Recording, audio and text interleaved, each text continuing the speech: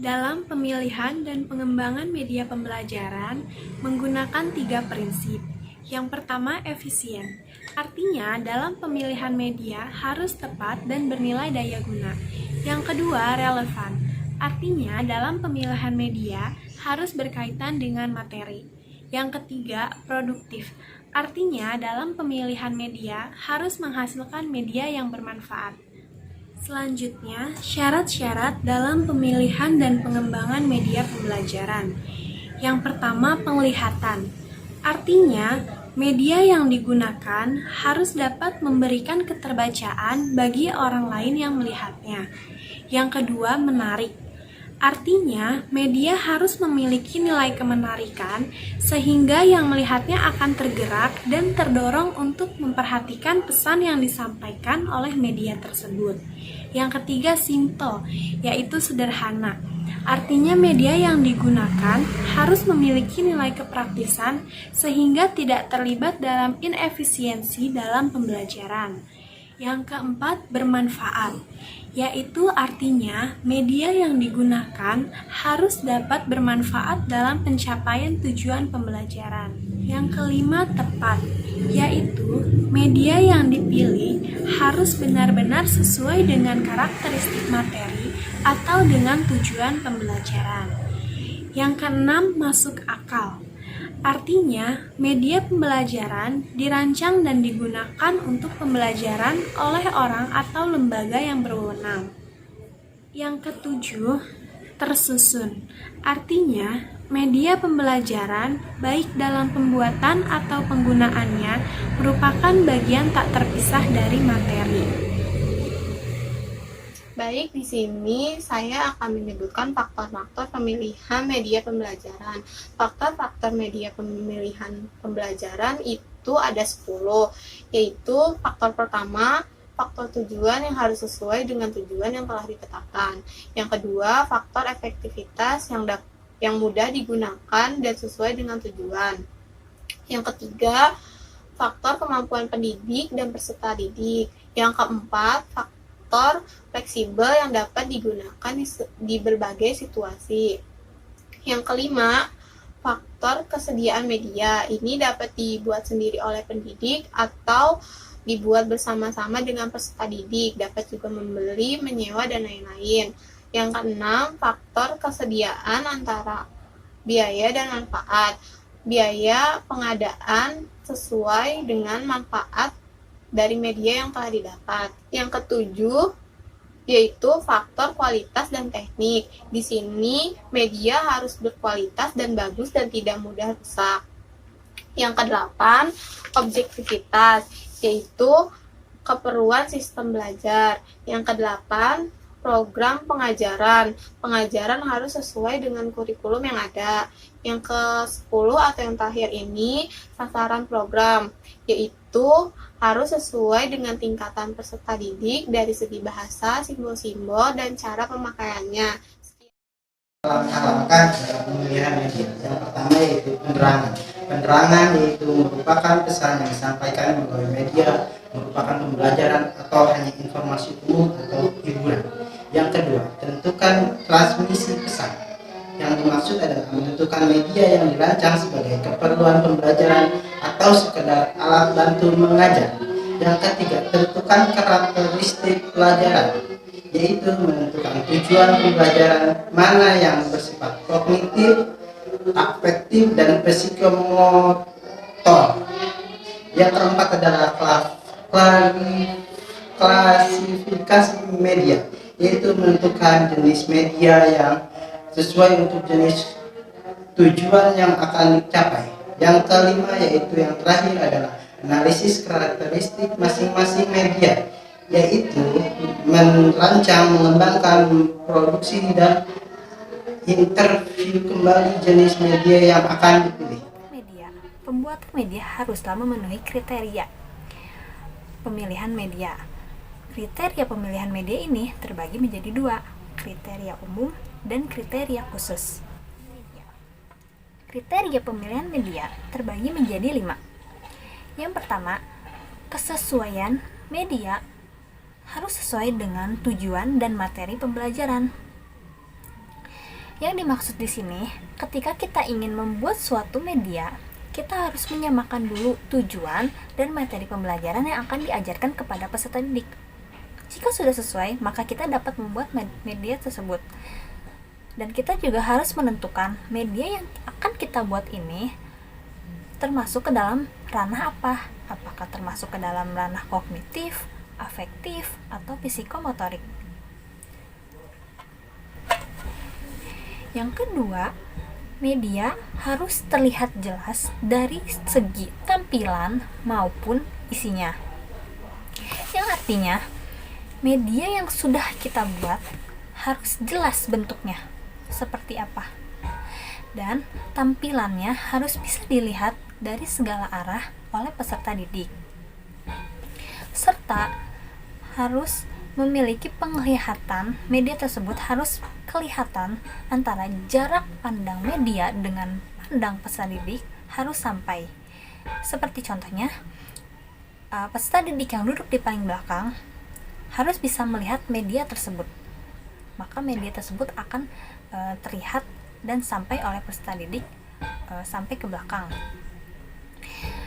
Dan media yang jelas dari segi isinya, yaitu media yang dapat menginformasikan dan menyampaikan kepada peserta didik sehingga peserta didik menangkap apa yang ada di dalam media tersebut. Yang ketiga yaitu biaya yang relatif murah tetapi sangat indah dan bermanfaat. Yang dimaksud di sini yaitu ketika kita membuat media, kita tidak harus mengeluarkan banyak biaya untuk pembuatan media, karena membuat media sendiri itu sesuai dengan kemampuan kita sebagai guru untuk membuatnya. Seperti contohnya, kita bisa membuat media yang sederhana. Kita bisa menggunakan barang-barang bekas atau bahan bekas lainnya yang dapat kita temui, namun kita buatnya dengan kualitas yang berkualitas sehingga dapat dilihat dengan indah oleh peserta didik. Yang keempat yaitu fasilitas sekolah harus mendukung. Artinya sekolah harus mendukung guru membuat suatu media. Contohnya, ketika guru ingin menampilkan media proyeksi, maka sekolah harus memfasilitasi dengan adanya komputer, proyektor, papan tulis, dan lain sebagainya.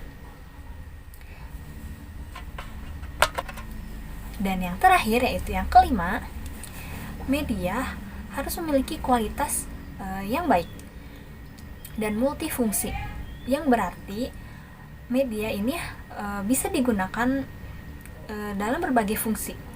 Jadi tidak hanya untuk sebagai alat peraga dan alat bantu guru dalam mengajar, media ini juga bisa digunakan sebagai permainan atau hiburan peserta didik saat menggunakan media. Selanjutnya yaitu kriteria khusus dalam pemilihan media. Kriteria khusus ini terbagi menjadi 6.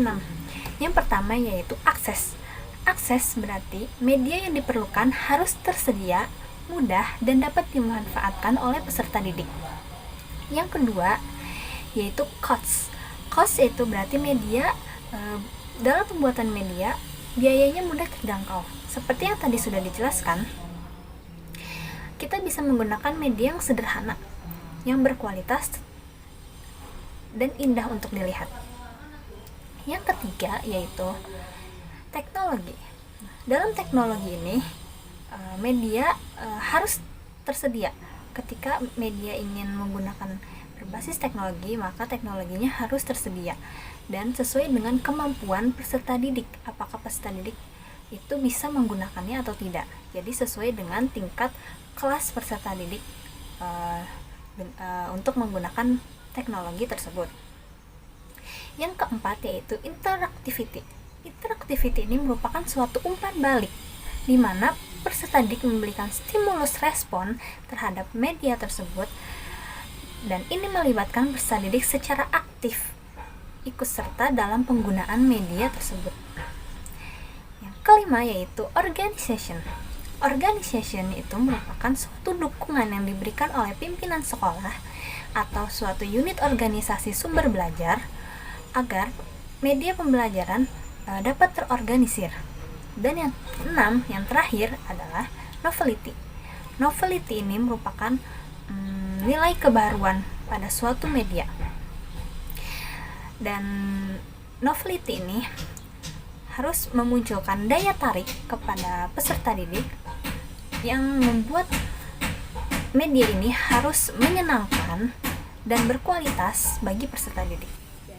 Di dalam pengembangannya, media pembelajaran dapat disesuaikan dengan bentuk, bahan, serta jenisnya. Tujuannya agar pembelajaran menjadi semakin menarik dan medianya semakin bervariasi. Media pembelajaran yang sudah ada yaitu yang pertama ada poster. Poster adalah media yang mengkombinasikan warna serta pesan yang bermaksud untuk menangkap perhatian orang dan lebih mudah diingat. Selanjutnya yaitu ada flip chart. Flip chart adalah lembaran kertas menyerupai album atau kalender. Flip chart lebih cocok digunakan pada kelompok kecil yaitu 30 orang. Selanjutnya yaitu ada bagan. Bagan adalah kombinasi antara media grafis, gambar, dan foto. Tujuannya agar materi yang kompleks dapat disederhanakan sehingga peserta didik mudah mengerti. Selanjutnya yaitu ada grafik. Grafik adalah media yang memvisualisasikan data-data dalam bentuk angka.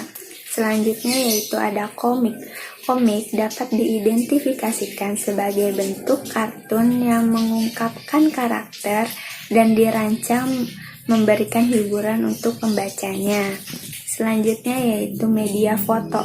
Media foto artinya yaitu sajian visual dalam foto tidak bergerak. Selanjutnya yaitu ada overhead projector, yaitu berguna untuk memproyeksikan transparan ke arah layar yang jaraknya relatif pendek dengan hasil gambar atau tulisan yang cukup besar. Selanjutnya yaitu ada media audio, yaitu untuk memperdengarkan suara menggunakan tip. Alasan praktis pemilihan media. 1. Demonstrasi. Media dapat digunakan sebagai alat untuk mendemonstrasikan sebuah konsep, alat, objek, kegunaan, cara mengoperasikan, dan lain-lain. Yang kedua ada familiarity, karena sudah terbiasa menggunakan media tersebut dan sudah menguasainya sehingga secara terus-menerus pengguna menggunakan media yang sama. Ketiga ada clarity, untuk lebih memperjelas pesan pembelajaran dan memberikan penjelasan yang lebih konkret. Keempat ada active learning. Dalam prakteknya, pendidik memerlukan media untuk menarik minat atau motivasi belajar peserta didik.